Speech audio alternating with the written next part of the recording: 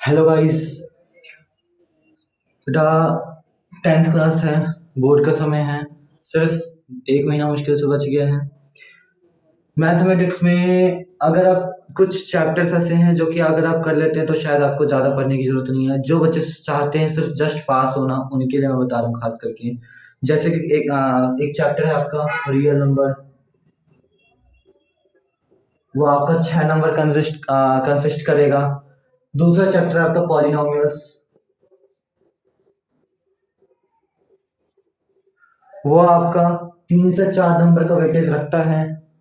3 से 4 नंबर का वेटेज रखता है सिर्फ चैप्टर नंबर 2, जो जिसमें कुछ भी नहीं है, सिर्फ है आपका क्या है तो मिडिल स्प्लिट मेथड, उसके माइनस बी वाई है, सी वाई है उसके, यानी जीरोस ऑफ पॉलिनोमियल, और क्या है उसका sum of zeros, product of zeros. बस इतने से चैप्टर में 3 से 4 नंबर आपकी स्कोरिंग है।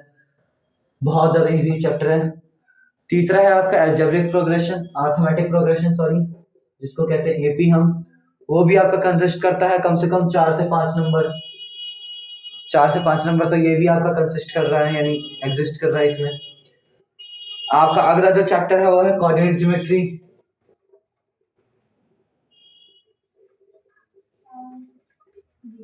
ये भी आपका कम से कम 6 नंबर का है, ठीक है। अगला है आपका स्टैटिक्स, ये आपका कम से कम 7 से 8 नंबर का है।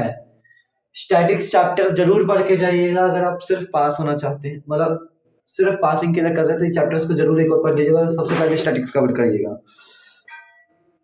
फिर है आपका प्रोबेबिलिटी।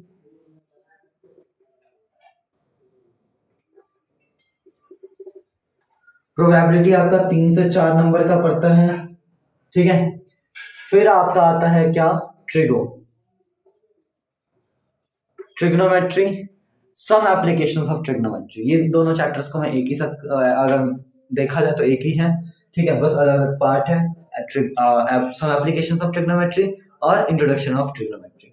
दोनों चैप्टर्स की अगर मैं बात करूं तो मिला जुला के 9 से 10 नंबर ये कंसिस्ट करेगा। मिनिमम 9 से 10 नंबर ये मतलब पकड़ेगा। तो सिर्फ ये चैप्टर्स आप कवर कर लीजिएगा। देखिए कितने, 1 2 3 4 5 6 7 8 चैप्टर है।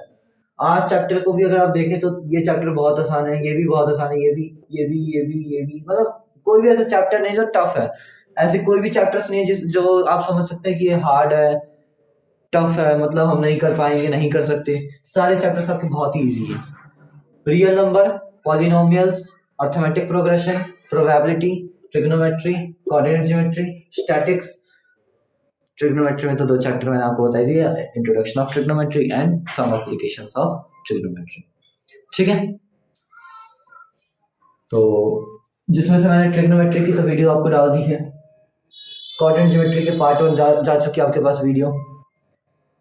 अब कोऑर्डिनेट ज्योमेट्री आपका नेक्स्ट पार्ट आपका कल आ जाएगा। बाकी भी आपके जो आप कमेंट बॉक्स में जो चैप्टर आप बोलेंगे वो चैप्टर मैं डाल दूंगा, ठीक है।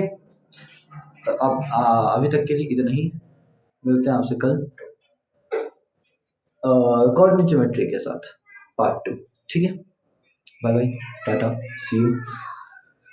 कमेंट बॉक्स में जरूर बताना कि मतलब आपको इन सब में से सबसे अच्छा चैप्टर कौन सा लगता है और इजी चैप्टर कौन सा लगता है, ठीक है। सब्सक्राइब कर दिया करो यार, मज़ा आता है, मतलब जोश आता है कि हाँ यार बच्चों के लिए मेहनत कर रहे हैं। बच्चे ही अगर ना समझे तो मज़ा नहीं आएगा, ठीक है। लाइक कमेंट सब्सक्राइब जरूर करना।